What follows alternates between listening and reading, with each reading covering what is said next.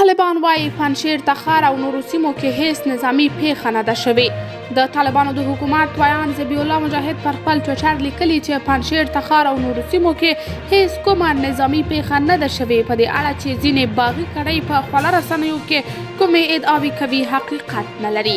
ښاغلي مجاهد زیاته کړې چې د دوی زرګونه مجهز ځواکونه په پنجشیر تخار او نورو سیمو کې ځای پر ځای دي او د نوموړي په خبره دښمن ته د کوم منفي تحرک هیڅ مجال نشته.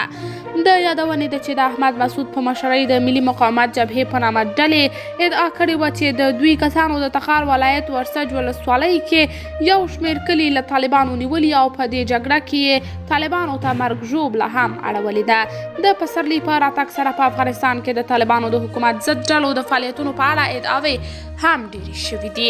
په دې لړ کې د خپلواکانو ملي جبهې په نامه د طالبانو ضد یوې بلې ډلې هم ادعا کړې چې د کابل په لویدیځ کې د طالبانو د استخباراتو مسؤل ملا حفظ الله بدر د کمپنۍ په سیمه کې وژلی دی. دغې ډلې زیاته کړې چې په پکتیا ولایت کې هم په یوه برید کې چې د شپې لخوا شوی څو تنه طالبان وژلي دي. قدرمنو لیدونکو، تاسې د دې موضوع په هکله څه نظر لرئ؟ نظریات مو راسره په کمنټ کې شریک، ویډیو لایک او چینل سبسکرایب کړئ.